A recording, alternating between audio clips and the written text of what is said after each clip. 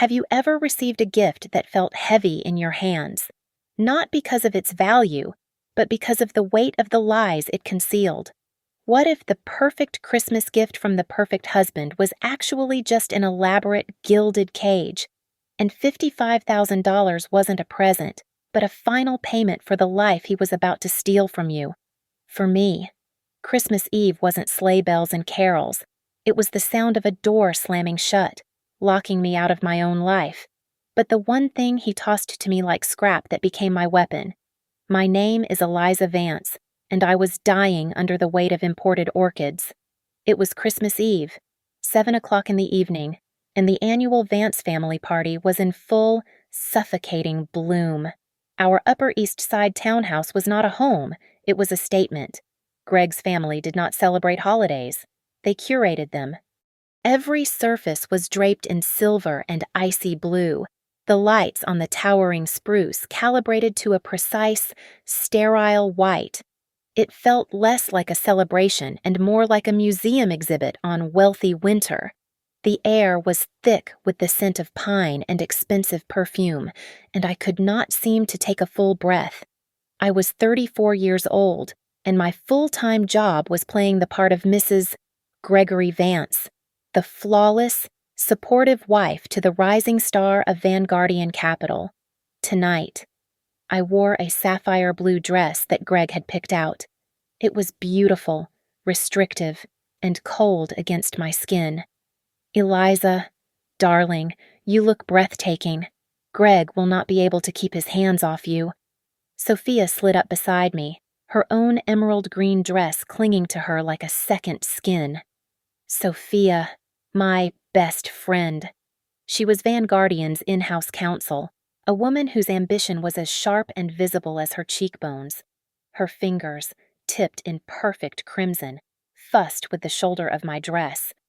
"Just a little adjustment," she murmured, her voice a conspiratorial whisper. I smiled, the practiced, empty smile I reserved for these events. "Thank you, Soph. I do not know what I would do without you." "You would be lost," she agreed, not joking. She squeezed my arm, but her eyes slid past me, locking onto Greg as he held court by the massive marble fireplace. Her gaze lingered, just a fraction of a second too long, an appraisal that was too hungry, too familiar. It was a look I had seen before, a look I had diligently ignored for the past 6 months, dismissing it as paranoia. Tonight, under the cold lights, it felt like a warning. Greg finally broke from his circle of investors and uncles. He was handsome, undeniably so, with the kind of effortless confidence that comes from never having been told no in his entire life. He strode to the center of the grand salon, glass of champagne in hand, and held up his other hand for silence. "If I could have everyone's attention," he boomed. The expensive chatter died instantly. "My beautiful wife, Eliza, has been so patient this year." He beckoned me forward. I felt the heat of 100 pairs of eyes as I crossed the floor, my heels sinking into the antique Persian rug. He wrapped an arm around my waist, pulling me tight against his side. It felt like a possession, not an embrace. "We all know she's a talented artist," he continued, his voice dripping with condescension that only I seemed to hear. "And I have always believed in supporting her. Her little dreams." A few polite chuckles rippled through the room. I felt my smile tighten.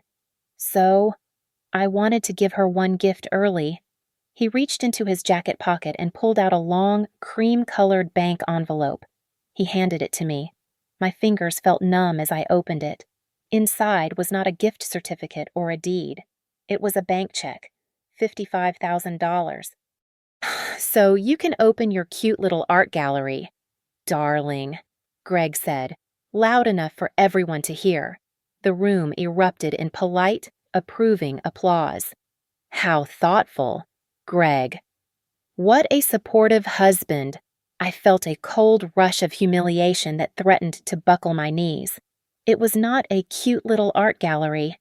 It was my father's legacy, the gallery he had poured his life into, The one he had lost everything trying to protect before he died 5 years ago. Greg knew this.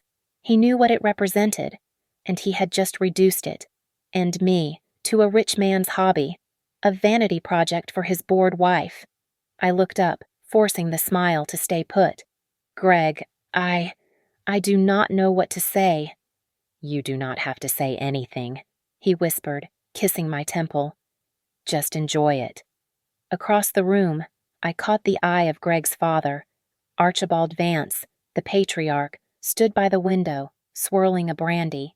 He was not clapping.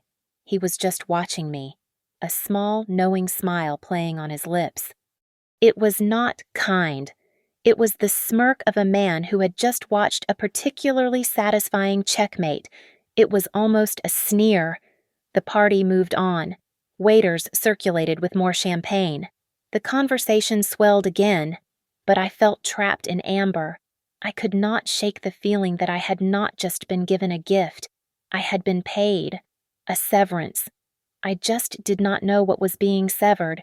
I held the check in my hand, the paper feeling slick and heavy. $55,000. It felt dirty. An hour later, the smile lines on my face ached and a dull headache was blooming behind my eyes. I needed aspirin, excusing myself from a conversation about ski chalets in Gstaad. I slipped away from the noise. Greg's study was on the same floor, dark and quiet. I pushed open the heavy oak door. The room was silent, smelling of leather and old books. I did not turn on the main light, just the small green banker's lamp on his massive desk. The aspirin was in the top right drawer. As I pulled it open, my eyes landed on the desk blotter. There it was. Another cream-colored envelope, identical to the one he had given me. My heart stopped. This one was not for me. Written across the front in Greg's sharp, impatient script were 2 letters. S-P. Sophia. My hand was shaking. This was not my business. I should leave. I should go back to the party. I could not. My fingers, seemingly disconnected from my brain, reached for the envelope. It was not sealed. I slid out the contents. It was not a check. It was a key. A heavy, metal key attached to a sleek black electronic fob. With it was a single piece of paper. A welcome letter from the leasing office of the Allister, a new, obscenely expensive high-rise downtown. Welcome home to Penthouse 8. The last guest finally left at 2 a.m. The silence that fell over the house was heavier, more oppressive than the noise had been. The cleanup crew was already moving silently through the rooms, erasing any sign of celebration. I stood in the study, the banker's lamp on the desk casting a sickly green glow. The penthouse key was heavy in my left hand. The $55,000 check was in my right. Greg walked in, loosening his silk tie. He looked energized, flushed with success from the party. Finally, he sighed. I thought Archibald's associates would never leave. Ready for bed, darling. I held up the key. Who is S.P. Greg? He stopped. He looked at the key, then at the envelope on the desk, then at my face. He did not look guilty. He did not look angry. He smiled. It was the single most terrifying expression I have ever seen. It was not a smile of humor or affection. It was a smile of profound, chilling relief. The smile of a man who had just set down a burden he had carried for a very long time. Sophia, he said. His voice was casual, as if discussing the weather. It's for Sophia. We are just so tired of hiding. The first shock hit me physically. It was a punch to the stomach, sucking all the air from my lungs.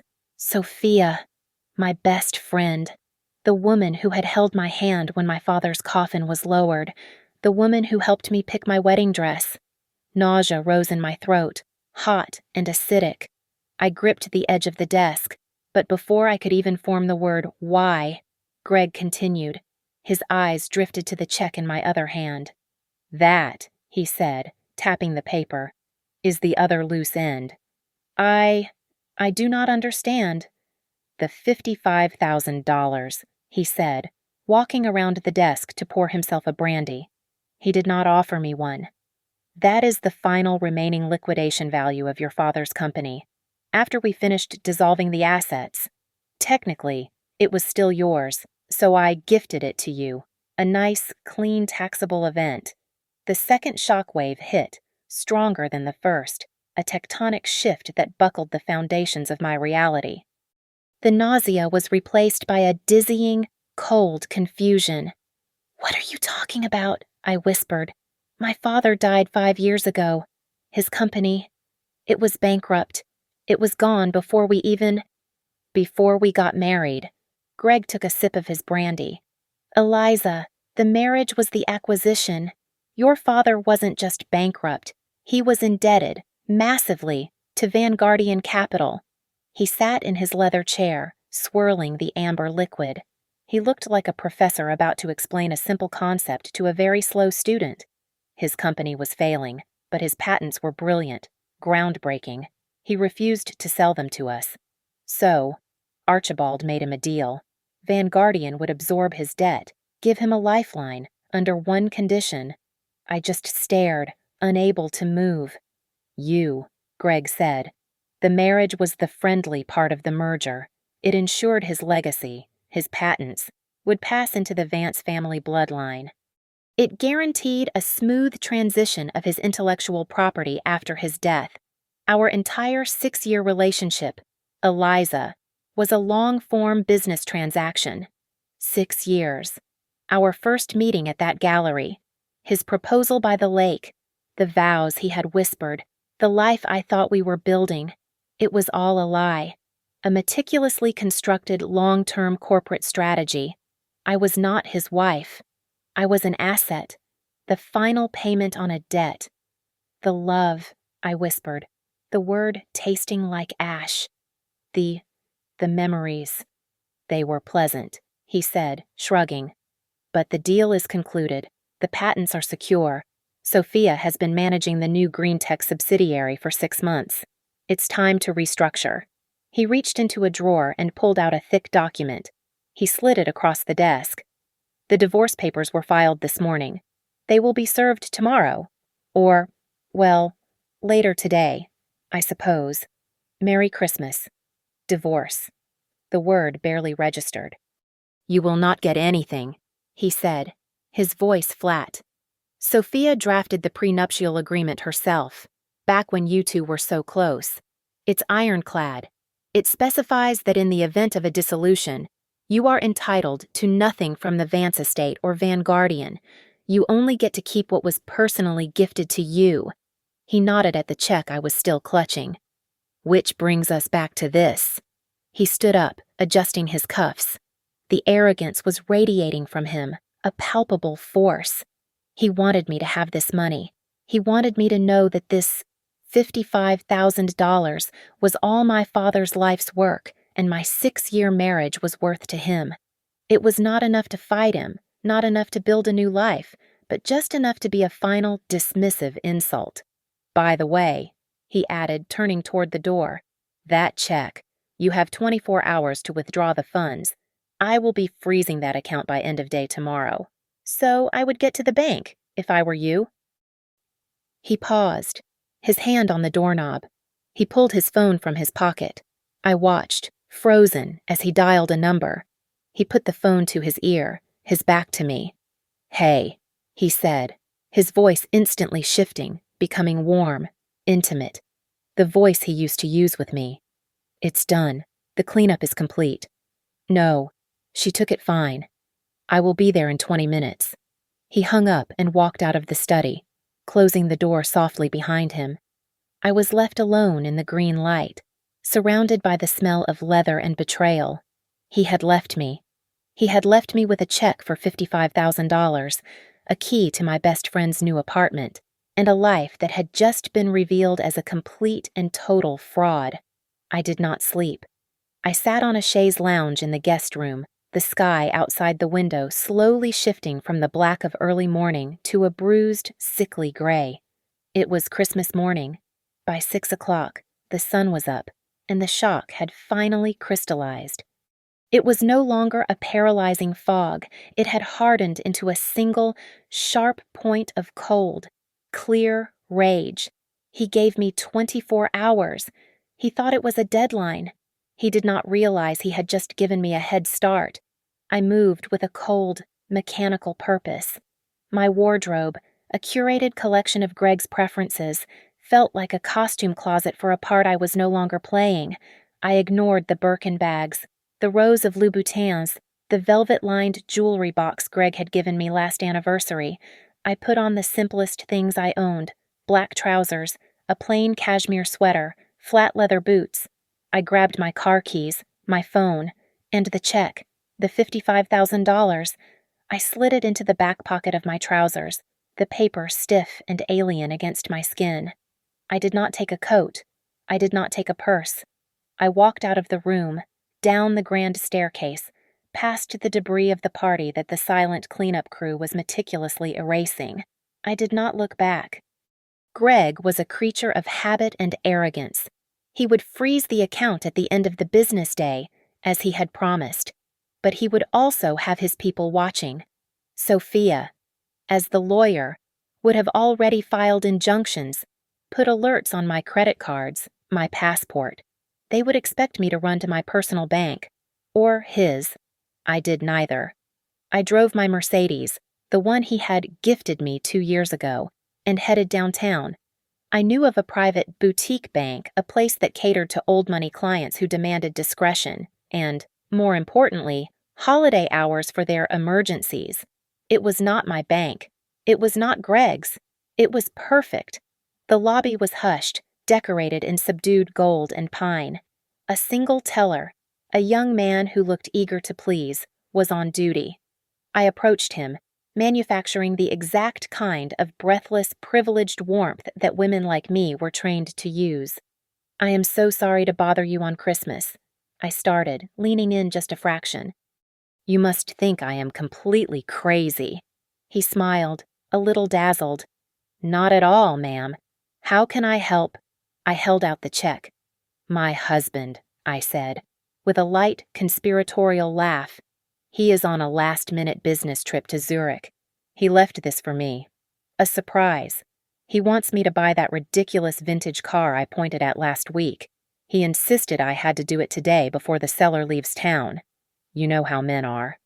The teller looked at the check. It was drawn on a major corporate account.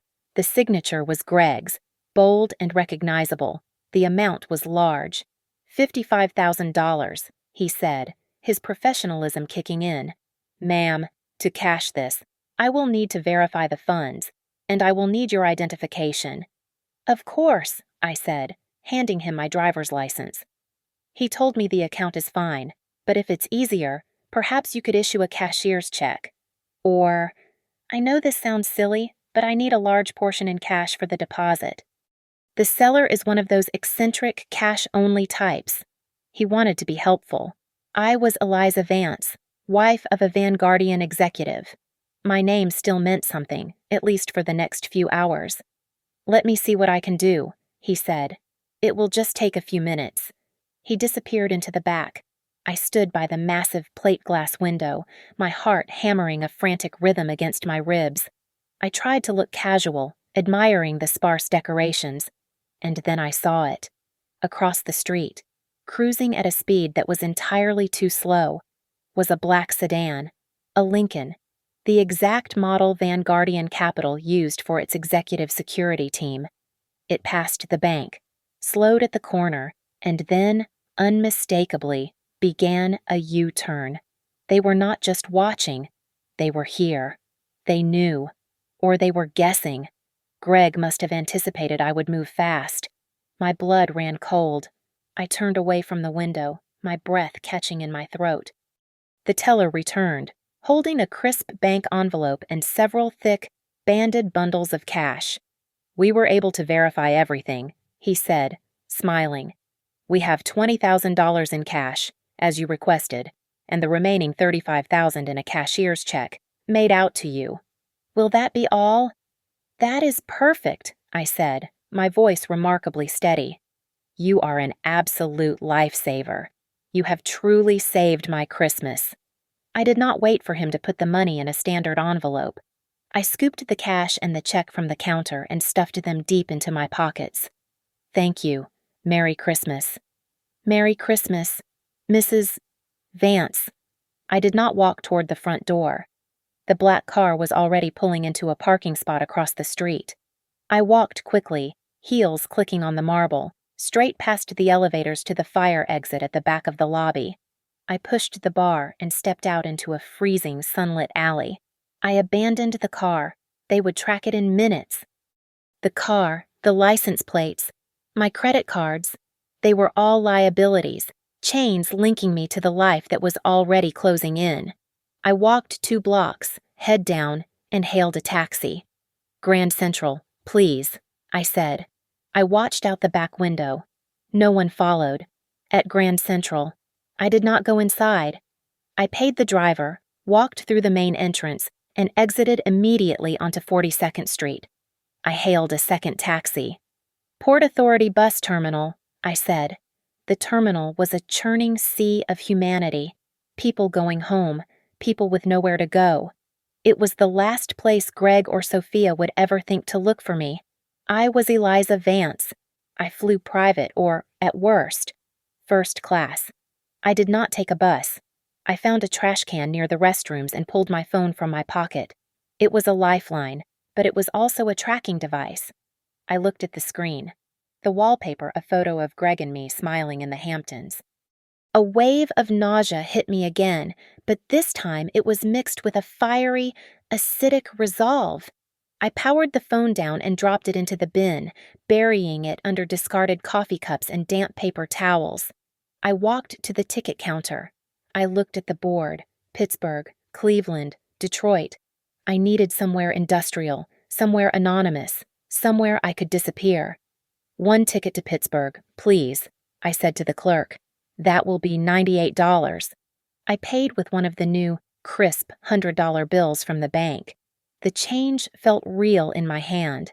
It was the first honest money I had held in 6 years.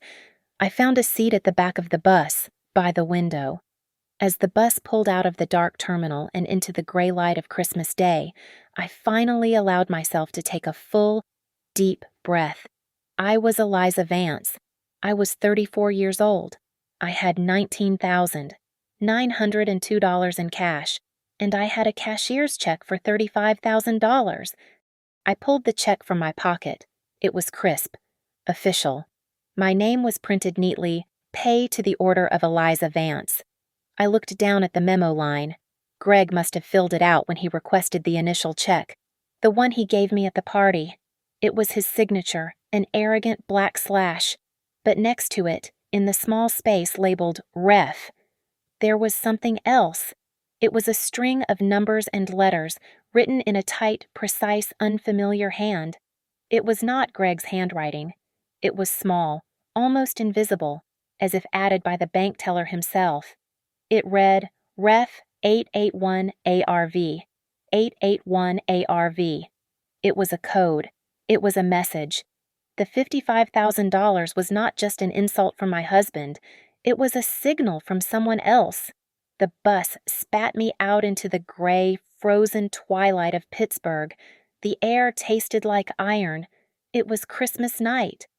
While my former husband, was likely sleeping off his victory with my former best friend, I was standing at a bus station with $19,902 in my pocket and a cashier's check for $35,000 hidden in my boot. My old life was a glass tower in Manhattan. My new one was a third-floor walk-up in a brick building that smelled of stale beer and fried onions. I found it through a classified ad pinned to a bulletin board. Furnished, short-term lease. The landlord was a tired-looking man who barely glanced at me when I handed him $3,000 in cash for the first month in security. He did not ask for a reference. The apartment was bleak. The sofa was a scratchy plaid. The bed sagged. The radiator hissed and clanged with alarming violence. It was the safest I had felt in 6 years. The first thing I did was kill Eliza Vance. I went to a thrift store and bought clothes I had never worn in my life. Thick wool sweaters that itched, stiff denim. a man's heavy wool coat that swallowed me whole but blocked the biting wind. I took the sapphire blue designer dress from the party, the one Sophia had adjusted, and I shoved it deep into a public garbage can. Next, I went to a pharmacy. In the cracked, fluorescent-lit bathroom, I mixed the $10 box of dye. I watched as the platinum blonde, the shade Greg said made me look like pure class, swirled down the rusty drain, revealing the mousy, natural brown I had not seen since I first met him. I looked in the mirror. A stranger looked back. She looked tired. She looked plain. She looked furious. I lived on a strict cash-only diet. $55,000, which was an insult in my old world, was a lifeline here, but it was a lifeline that was rapidly shrinking. I bought groceries with cash, coffee in a styrofoam cup with cash, a prepaid burner phone with cash. I did not use taxis. I walked until my feet, accustomed to soft carpets and cushioned car seats, were blistered and raw. Every night, I would sit at the small, wobbly kitchen table and count my money. It was a ritual, a prayer, a ticking clock, and I obsessed over the code. Ref 881 ARV. It was my only link, the single breadcrumb leading out of the labyrinth. My new life revolved around the main branch of the Carnegie Library. It was warm, it was anonymous, and the internet access was free. I sat at a terminal in the back row, facing the door, every day for a week. I started by digging into Vanguardian Capital. I read every filing, every press release, every glowing profile of Archibald Vance and his brilliant son, Gregory. I learned about their corporate structure, their acquisitions, their relentless expansion. Then I searched for my father. The narrative was exactly as Greg had told it, a failing company, mounting debts, a friendly acquisition by Vanguardian that saved the patents from obscurity. It was clean. It was neat. It was a lie. The code was the key. 881 ARV. ARV had to be a person. I searched Vanguardian's board of directors, past and present. Nothing. I searched my father's old company records, pulling up archived public filings. Nothing. Then I found it. Not in a business filing, but in an old society column from the New York Times, dated 22 years ago. It was a grainy photo from a charity gala. The caption read, Vanguardian founders Archibald Vance and his brother, Arthur R. Vance, with their wives, Arthur R. Vance. My heart hammered. It was not Archibald.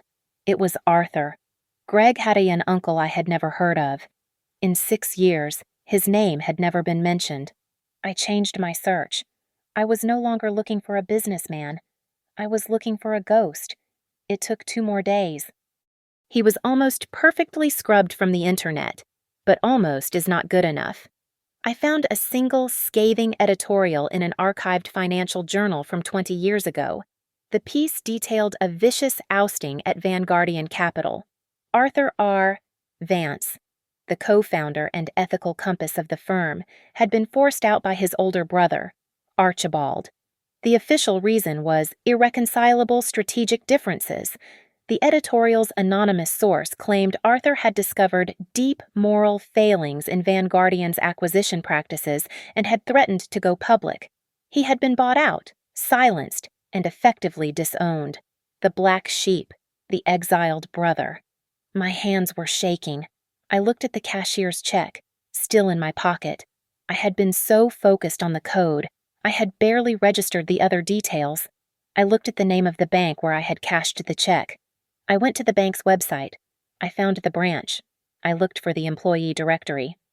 And I recognized the handwriting, the precise, neat, almost clerical script. Ref 881 ARV. It was not Greg's. It was not a bank code. It was the handwriting of the teller, the young, helpful man who had rushed my Christmas emergency through. I searched his name. His LinkedIn profile popped up instantly. Thomas. The name tag had read. He was no longer listed as a senior client manager at that bank. His employment status read, ended December 26th.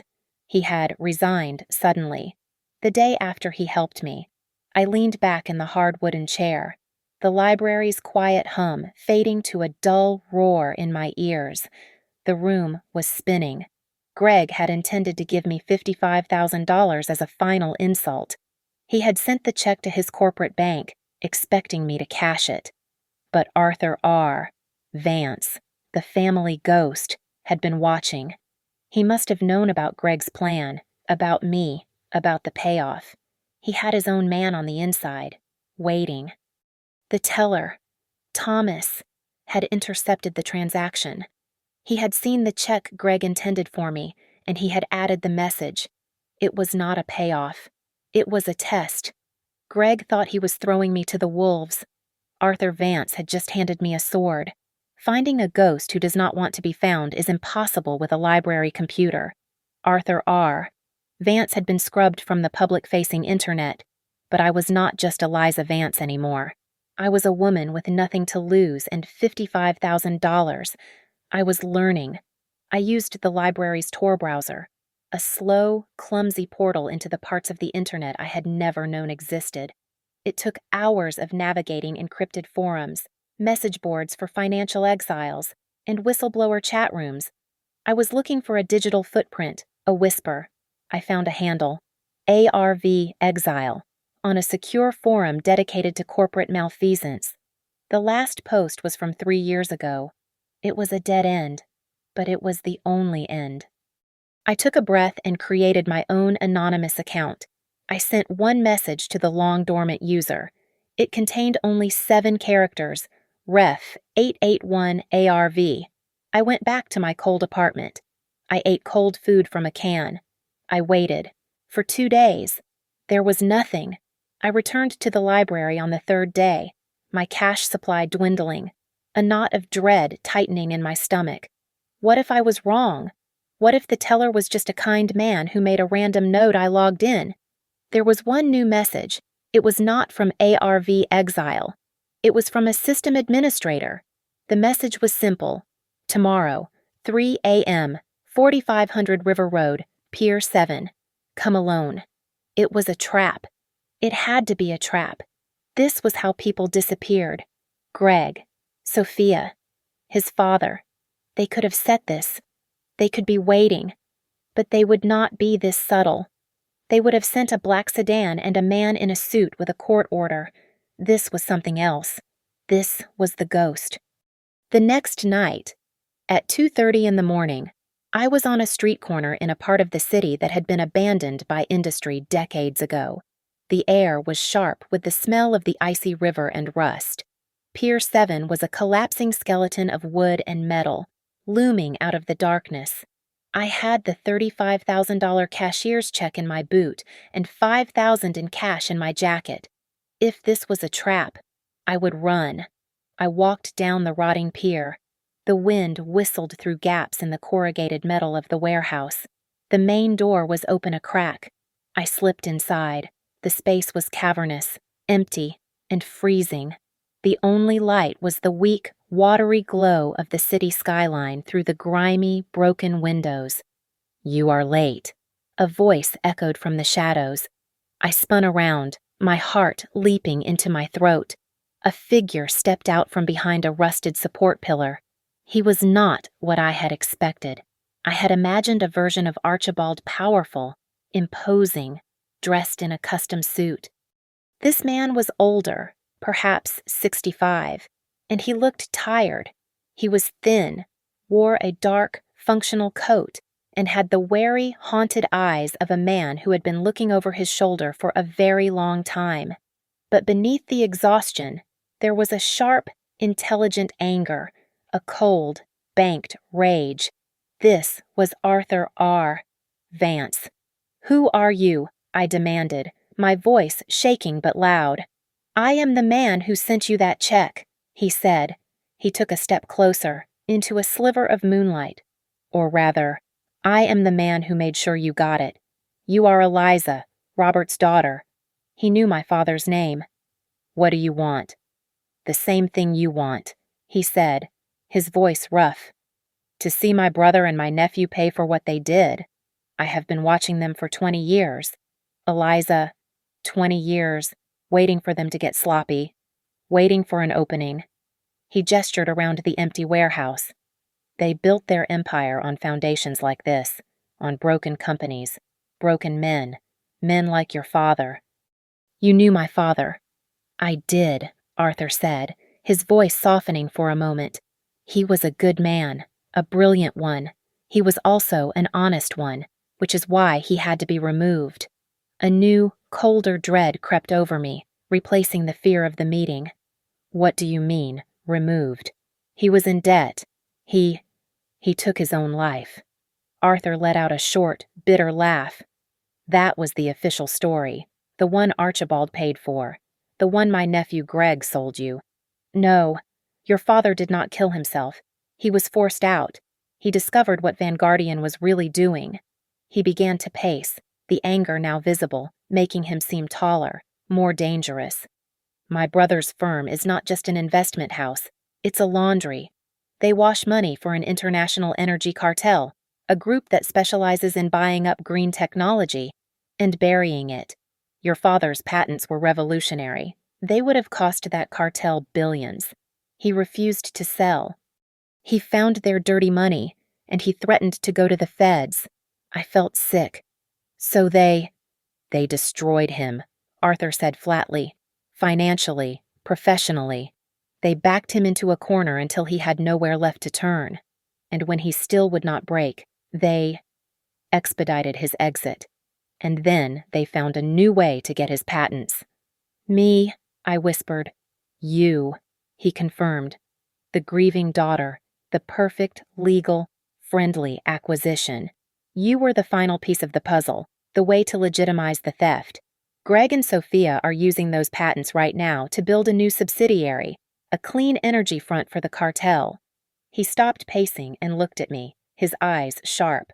I knew they would discard you as soon as the final transfer of assets was complete. Greg is arrogant, predictable. I had my man, Thomas, inside that bank for 2 years, waiting. I knew Greg would use that account to pay you off. He smiled, but it was not a smile. It was a baring of teeth. Greg gave you $55,000 to disappear. Eliza, I want to turn it into $55 million for you to come back and burn them to the ground. I stared at him, my mind reeling. My father, my entire marriage, the cartel. It was too much. They will crush us. Greg and Sophia. Arthur cut me off. You think this is about Greg and his little mistress.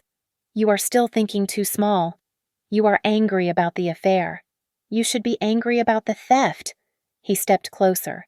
Sophia. You think she is in love with Greg. They're together. Sophia is in love with Sophia. Arthur spat. She is not just sleeping with my nephew. She is actively working with a rival firm, a competitor of the cartel. She is playing everyone. She is using Greg to build the subsidiary, and when the patents are fully developed, she plans to steal the entire company out from under him in Vanguardian. She is going to sell your father's life's work to the highest bidder. The nausea was gone. The fear was gone. In their place, a cold, hard clarity settled over me. This was not just about my broken heart. It was not just about Greg's betrayal. It was about my father's legacy. It was about his life. What do we do? I asked. The apartment in Pittsburgh was a hole to hide in. The safe house Arthur provided was a weapon. It was an anonymous corporate apartment in Cleveland, under a shell company name Arthur had maintained for 15 years. It was as sterile as the townhouse I had left, but in a different way. This was the sterility of function: gray walls, modular furniture, and an internet connection that was faster and more secure than anything at Vanguardian. The money, Arthur said, joining me there 2 days later. He placed a briefcase on the table. You have cashed the check. Yes, I said. All of it. I had the bundles of cash hidden in a vent. Good. That $55,000 is your war fund. It is all you have. You are no longer Eliza Vance, the artist's daughter, the socialite wife. That person is dead. You will use that money to learn how to be someone else. My training began. It was not a montage of inspiring music and quick learning. It was a brutal, relentless education in the world my husband and father-in-law inhabited. Arthur was not a gentle mentor. He was a man consumed by a 20-year-old rage, and he had no patience for my old self. He brought me stacks of files, internal Vanguardian reports he had smuggled out 2 decades ago, offshore incorporation documents, case studies on shell companies. You were married to him for 6 years, and you never asked what he actually did. He scoffed on the 3rd day. He said it was complex. Private equity. He is a vulture, Arthur said, tossing a file onto the table that sent papers scattering. He does not build companies. He guts them. He finds value, strips the assets, and leaves the carcass for someone else to bury. Read this. I read. I learned about leverage, about hostile takeovers, about the legal loopholes big enough to drive a truck through. I learned the language of my enemy. I learned how Vanguardian used a series of shell companies in the Cayman Islands to move money, making it appear as a clean investment when it arrived in Delaware. I learned my father's company was not the first one they had absorbed after a convenient personal tragedy. I was not just an artist. I was my father's daughter. I had his mind for details, his head for systems. The information, once foreign, began to click into place. I saw the patterns. I saw the network of theft. After 2 weeks, Arthur brought me a different kind of file, a thin, black binder. Know your enemy, he said. All of them. It was a complete dossier on Sophia. I forced myself to read it. I learned her real name, her real background. She was not old money, as she had pretended. She had clawed her way up from nothing. I learned her weaknesses. She was brilliant, but her ambition made her reckless. She was vain. She trusted no one, but she desperately needed to feel she was the smartest person in the room. I learned her habits, the specific brand of vodka she drank, the spa she visited every Friday at 4, the small, aggressive tech stocks she traded on her personal account. She is a snake, Arthur said, and she is trying to play a game with dragons. She will make a mistake. We need more, I said, the words feeling new in my mouth. This is all about Vanguardian. We know nothing about the cartel. Arthur nodded, a flicker of approval in his eyes. The money is your tool. Use it. He gave me a name, a private investigator in D.C. He is expensive. He is discreet. He is the best. I used my burner phone and a voice modulator. I wired $5,000 of my war fund to an offshore account. I gave the investigator a single target, the Terra Group, the International Energy Cartel. I did not ask him to find a link to Vanguardian. I just asked him to find out what they were buying. The report came 1 week later, encrypted and delivered to a dead-drop email address. I read it in the gray light of the Cleveland apartment. The investigator was good. The Terra Group was officially a development and acquisition firm. Unofficially, they were a corporate graveyard. They had acquired at least 10 different green tech companies over the last 5 years. Small startups, research firms, patent holders. Every single one of them had been shut down, their research buried, their patents locked away in a holding company within 6 months of acquisition. They were not investing in the future. They were strangling it in the cradle to protect their oil and gas interests. Then I saw the last page of the report. It was a list of companies they had attempted to acquire, but failed. Near the top of the list, Vance Clean Energy, my father's company. The date of their last offer was 2 weeks before he died. I finally understood. My father had not just stumbled onto their money laundering. He had been their primary target. They had come for his patents, and he had refused. He had told them no. They had unleashed Vanguardian on him to destroy him. And when he was dead, Greg and Sophia had wrapped his life's work in a bow, and through the legal acquisition of our marriage, they had delivered my father's legacy directly to the people who had killed him. Greg had not just failed where my father had stood strong, he had taken a profit from it. I closed the laptop. The grief was a cold, hard stone. But the rage was a fire. I am ready, I told Arthur that night. But Eliza Vance cannot do this. No, he agreed. She cannot. Eliza Vance is a victim. She is a grieving widow, a betrayed wife. She is gone. We needed someone new, someone who could move in their world, someone with money, but no traceable past, a broker. An investor, someone interested in the exact kind of technology that Vanguardian was now developing through their new subsidiary. I took the remaining money from my war fund. It was just under $50,000. We need a new name, I said. A new identity. We built her from the ground up. We created bank accounts through offshore entities, filtering the money until it was clean. We created a legend, Mrs. Evelyn Hayes, a private, independent broker, a widow, quiet and reserved, with a keen interest in the future of clean energy.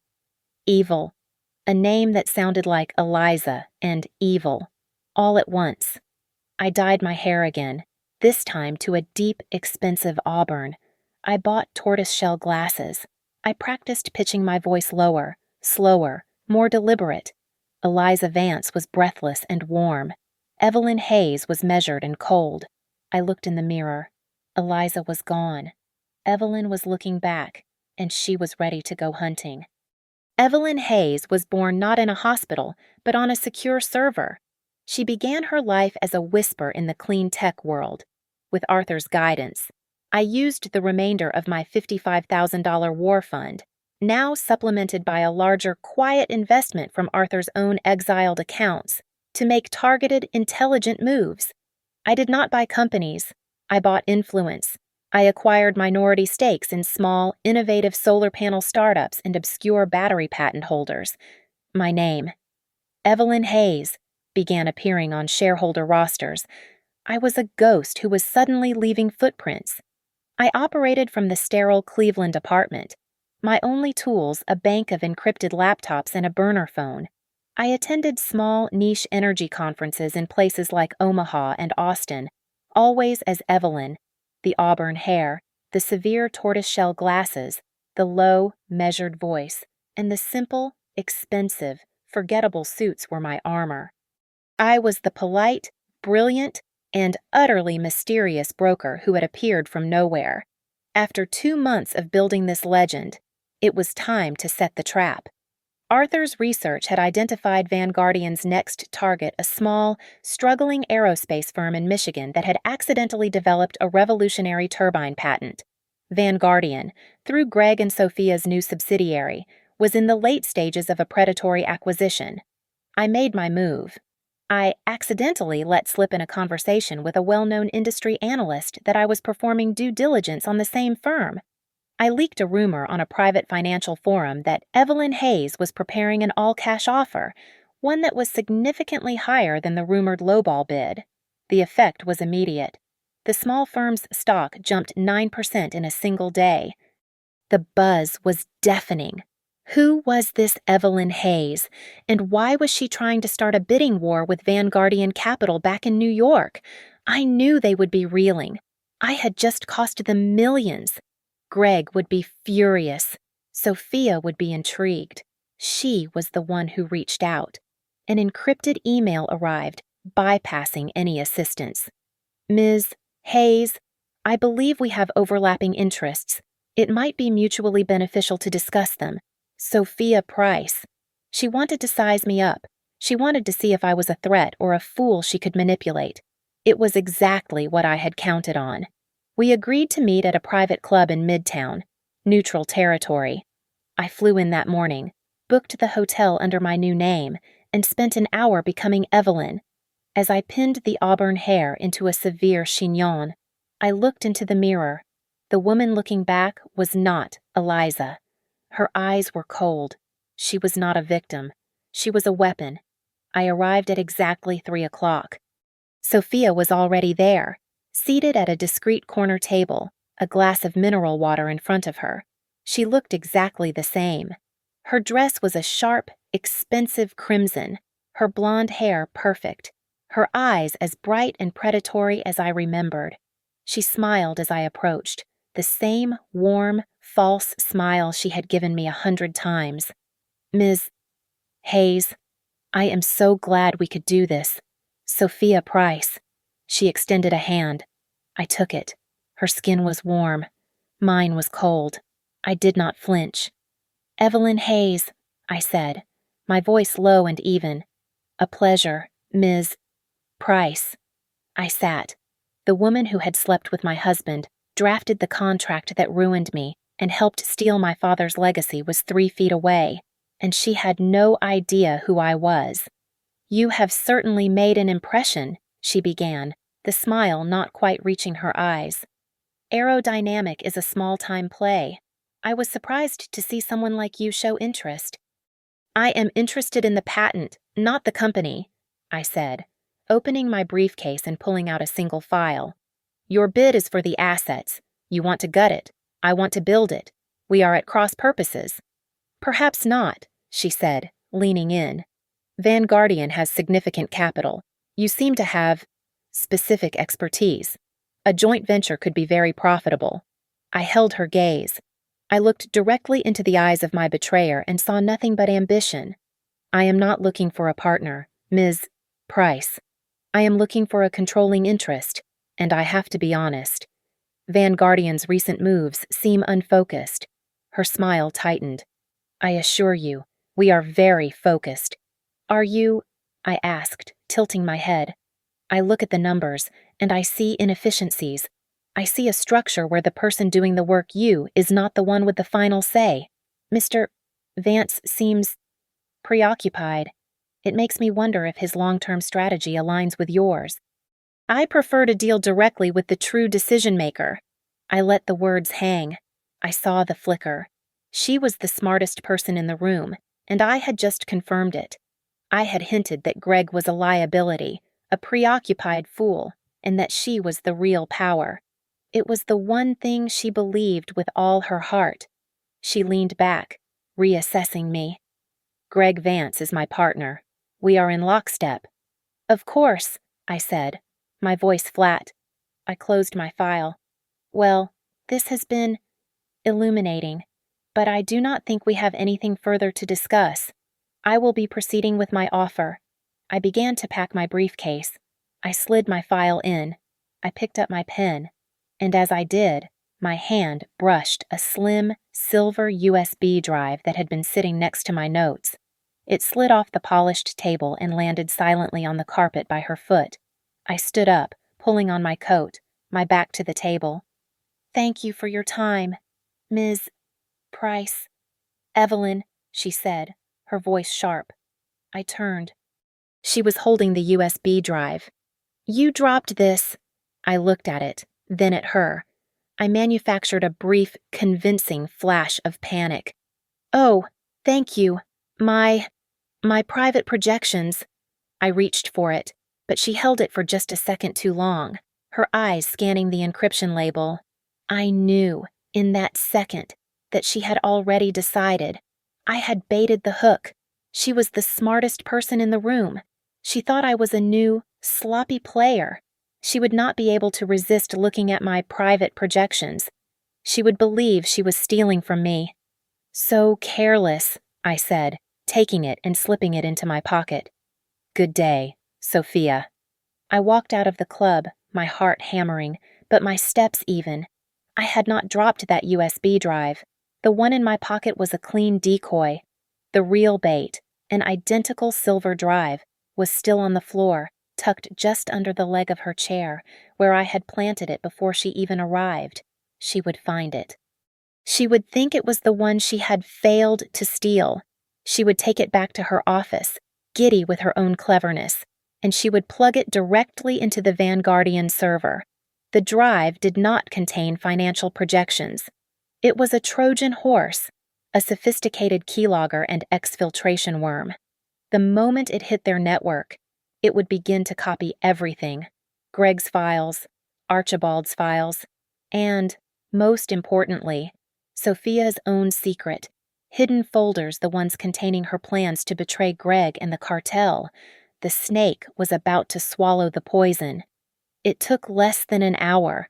Back in the Cleveland safe house, I sat with Arthur in front of a glowing laptop screen. We were not watching the news. We were watching a secure dashboard, a back door into the worm I had planted. At 3:55 in the afternoon, a small gray icon labeled exfiltration suddenly flashed green. "She is in," Arthur said, his voice a low growl. "She found it," I whispered. I pictured it perfectly. Sophia, back in her high-rise office, triumphant. She had found the second USB, the one I dropped, tucked under the chair leg. She had seen it as a sign of my incompetence, a trophy. She had plugged it directly into her main workstation, convinced she was about to steal the private projections of Evelyn Hayes. Instead, she had just handed me the keys to her entire kingdom. The data began to flow. The worm was silent, invisible, and devastatingly effective. It did not just scan the main Vanguardian servers, it hunted for Sophia's hidden, localized files. It scanned for password-protected documents, private email archives, and audio logs. For 12 hours. We watched. It was not just a collection of files, it was a map of their entire conspiracy. We received the Vanguardian documents irrefutable proof of the money laundering, wire transfer receipts from the Terra Group, internal memos signed by Archibald Vance himself, detailing the asset consolidation of my father's patents. But the real treasure was Sophia's personal stash. She was not just a partner, she was a meticulous saboteur, building her own lifeboat, tucked inside an encrypted folder named Insurance. We found it all. We found the spreadsheets detailing the offshore accounts where Greg was hiding money from his own father. We found the draft contracts for her planned sale to Vanguardian's competitor, and we found the audio files. She had been secretly recording her phone calls for months. I clicked on a file labeled Rival Com Strategy. I pressed play. I heard Sophia's voice, smooth, confident, and dripping with contempt. "Of course, Greg has no idea," she was saying to the competitor. "He is a blunt instrument, a manipulable fool, really. He thinks this is his subsidiary. He does not realize he is just the bagman while I build the real asset. By the time he figures it out, I will be gone, and so will the patents." "A manipulable fool," I repeated, the words tasting like venom. "He believes he is the one in control," Arthur said, his eyes fixed on the screen. "He is about to learn a very painful lesson." It was time to light the fuse. As Evelyn Hayes, I had been a ghost. Now, I became a whisper. I used a public, heavily encrypted email service, routing the signal through a dozen different countries. The recipient was Greg's private email address. The subject line was blank. The body of the message contained only 8 words. "She thinks you are a fool. You should listen." Attached was a single 1-minute audio file. I had named it Greg Fool MP3. I hit send at 10 o'clock in the morning. We did not have a camera in his office, but we did not need one. Greg was a man constructed entirely of ego and arrogance. He demanded absolute loyalty, not because he was loyal, but because he saw betrayal as the ultimate insult to his intelligence. He had betrayed me, a simple artist's daughter. That was business. This was different. Sophia, his partner, his equal, the woman he had chosen over me, was betraying him. The explosion must have been thermonuclear. We saw the financial fallout just 3 hours later. Arthur's monitoring software, which scanned banking alerts and credit systems, lit up. At 1:15 p.m., Sophia's corporate access to all Vanguardian accounts was revoked. At 1:17 p.m., her keycard to the building was deactivated. At 1:20 p.m., Greg initiated a freeze on her personal trading accounts in the joint holding company where they kept their shared off-book profits. He had done to her exactly what he had done to me. He had cut her off, strangled her resources, and left her for dead. He treated her like a disposable asset that had suddenly become a liability. But Greg had made a fatal error in judgment. I had been a wife, isolated and grieving, with $55,000 and a lifetime of training to be polite. Sophia was a lawyer. She was a co-conspirator. and she knew where every single body was buried, because she had helped bury them. Greg thought he had delivered the killing blow. He had just cornered a scorpion, locked out of her office, her money, and her entire escape plan. Sophia played her trump card. She did not call a lawyer. She did not call Archibald. She called the Securities and Exchange Commission, Arthur's source in Washington, D.C. The same investigator who had tracked the cartel sent us an alert. At 3:05 p.m., an attorney representing Sophia Price had contacted the SEC's whistleblower office. Ms. Price was requesting immediate, protected whistleblower status. She was prepared to offer comprehensive evidence of multi-year securities fraud, wire fraud, and conspiracy to launder money, all linking Vanguardian Capital to the Terra Group. She was painting herself as the terrified, coerced witness, forced into compliance by her dangerous and unstable partner, Gregory Vance. She had one non-negotiable condition. She would only hand over the complete, unedited insurance folder after Greg Vance was in federal custody. She was not just saving herself.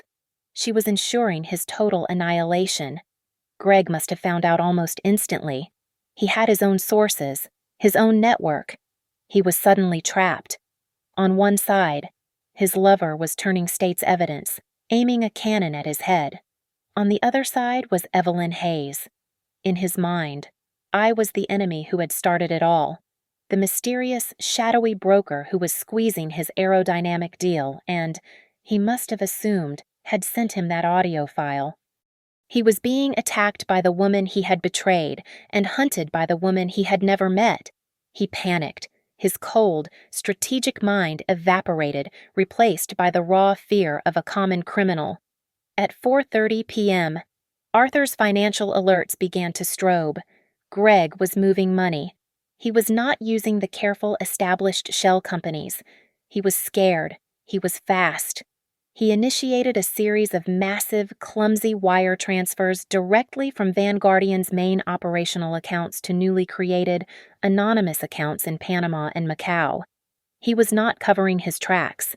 He was sprinting in broad daylight, leaving a trail of digital footprints so wide and so obvious that a first-year forensic accountant could follow it. "He is done," Arthur whispered, watching the transfer logs. "He did it to himself," I said. Greg was terrified. He was running from Sophia. He was running from Evelyn. He was running from the consequences of his own arrogance. He did not know that all three were the same woman. Greg's frantic, multi-million-dollar wire transfers were not just footprints. They were fireworks in the dead of night. He might as well have sent a signed confession to the Treasury Department. His clumsy attempts to move money to Panama and Macau were so large, so sudden, and so far outside Vanguardian's normal protocols that they triggered half a dozen automated federal alerts. The tripwires he had spent his life stepping over were now wrapped around his throat. "He is bleeding," Arthur said, his voice a low growl. We were in the Cleveland apartment, watching the transfer logs. And Sophia is at the SEC, trying to apply a tourniquet to save herself. They are both looking in the wrong direction. Sophia was making a deal. She was a lawyer, desperately trying to trade her intel for immunity. She saw this as a negotiation. She was wrong. This was not a negotiation. It was a demolition. We had everything. We had the complete, damning data from the worm Sophia's private audio files, her insurance folder, her draft contracts with the competitor. We had the irrefutable chain of wire transfers from the Terra Group, and Arthur had his own 20 years of meticulous research, the offshore shell companies, the history of asset stripping, the pattern of fraud that predated my father's death by decades. Arthur and I spent 4 hours compiling the package. It was not an accusation, it was a conviction, a perfectly organized, cross-referenced, and annotated timeline of a 20-year conspiracy, complete with names, dates, and account numbers. "The SEC will bury this," Arthur said, his voice flat with a certainty born of long experience. "They will negotiate with Sophia. They will spend 2 years in discovery, and Archibald will walk away with a fine and a slap on the wrist. Greg might get a year in a white-collar facility. That is not justice. That is a cost of business. So where I asked, "You do not go to the regulators when the crime is this big," he said, tapping a file. "You go to the hunters." We split the package in two. The first encrypted copy went to a specific named task force at the Department of Justice, a unit that specialized in international financial crime and the RICO Act. The second, identical copy went to an investigative reporter at the New York Times, a woman whom Arthur had been cultivating as a source for 5 years. We did not send them anonymously. The package to the DOJ came from Arthur R. Vance, a co-founder and whistleblower. The package to the Times came from a confidential source close to the Vance family. We sent them simultaneously at 5 o'clock in the morning. The first domino fell at 8 a.m. The reporter, sensing the biggest story of her career, must have called Vanguardian's public relations department for comment. All hell broke loose. The New York Times article went live online at 10:02 a.m. The headline was a cannon blast. Vanguardian Capital implicated in money laundering scheme with global energy cartel. Co-founder provides evidence. That headline was all the Department of Justice needed. With the story public and our irrefutable evidence in their hands, they did not just walk, they ran. By 10:30 a.m., federal agents were flooding the lobby of the Vanguardian building. We watched it on a live news feed from the safe house. Men and women in dark blue jackets marked FBI, carrying briefcases and evidence boxes, pouring out of the elevators on Greg's floor. The employees were stunned, milling in the lobby, their faces a mixture of confusion and terror. The Vance Empire, a titan of Wall Street, collapsed in less than 3 hours. Greg did not even make it to his office. He had seen the article. He was running. But the DOJ was faster. They had anticipated his panic. They apprehended Gregory Vance at JFK Airport, Terminal 4, attempting to board a one-way first-class flight to Dubai. The news footage showed him in his expensive suit, his face pale and slack with shock, his hands cuffed behind his back. The manipulable fool was in federal custody. Sophia's arrest was quieter but, to me, far more satisfying. She was still at the SEC headquarters, in a conference room, still trying to negotiate the terms of her whistleblower deal, when 2 agents from the DOJ walked in. Her plea for immunity was instantly rejected.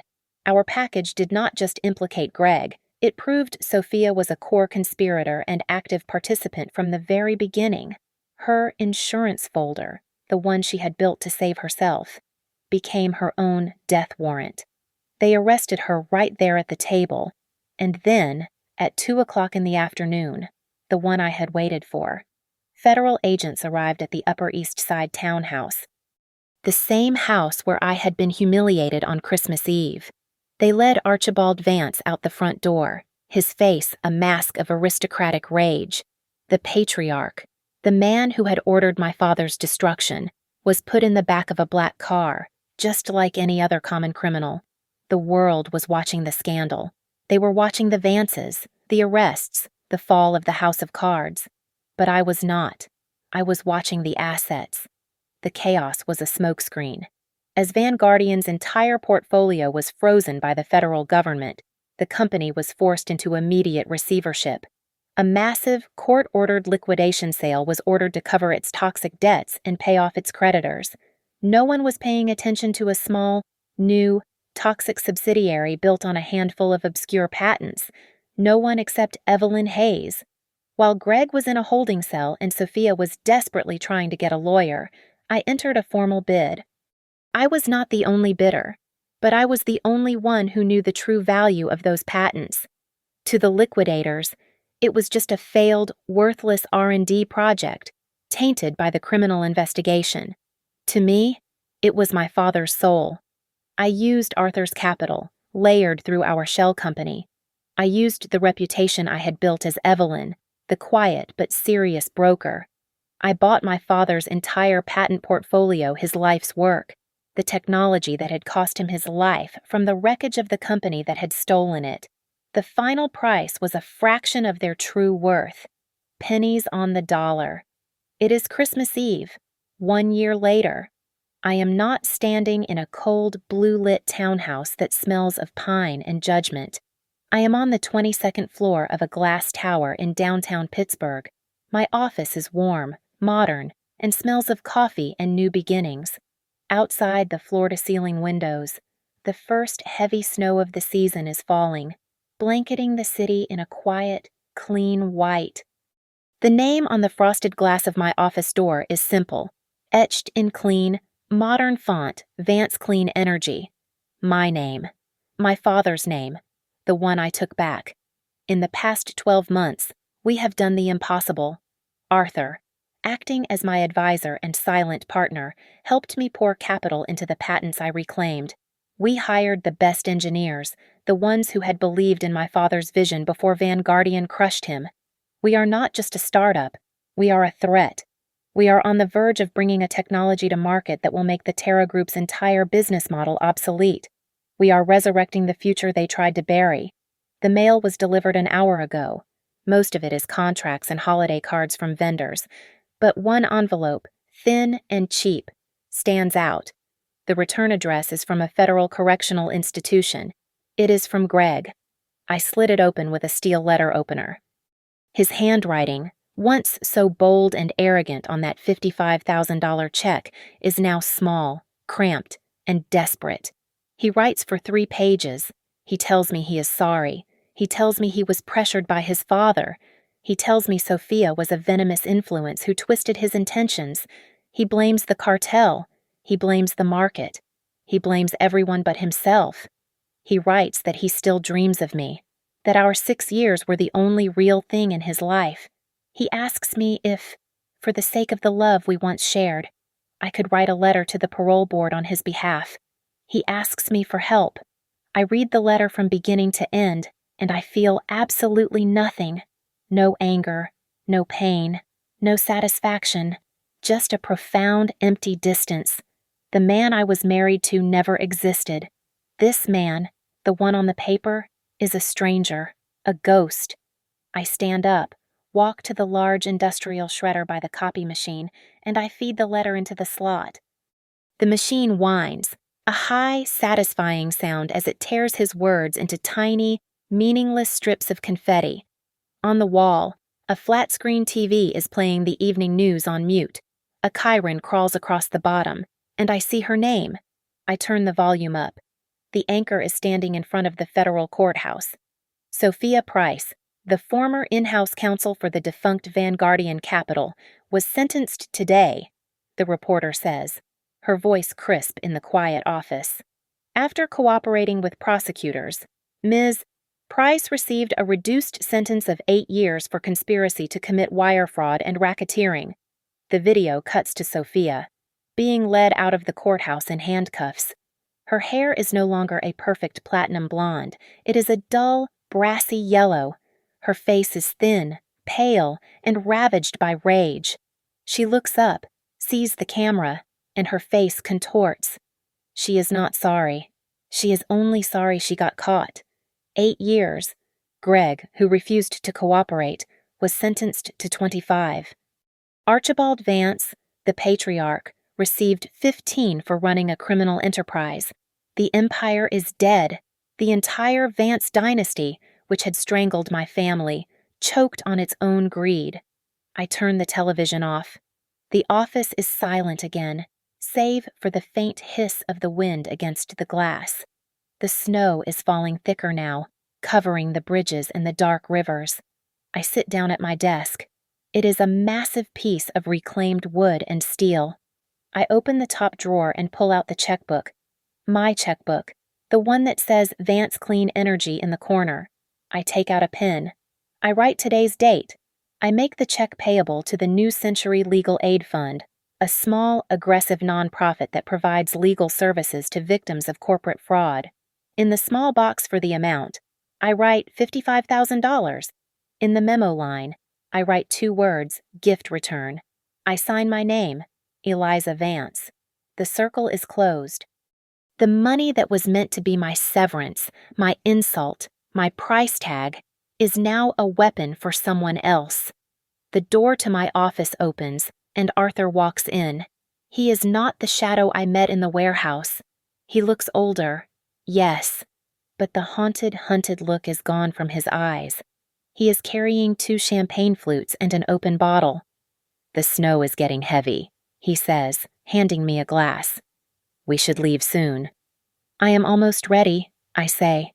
He nods, looking at the check on my desk. He does not ask. He just knows. He walks to the window, and I join him. We stand together, looking out at the city, at the white, clean world being born in the darkness. "It is done, Arthur," I whisper.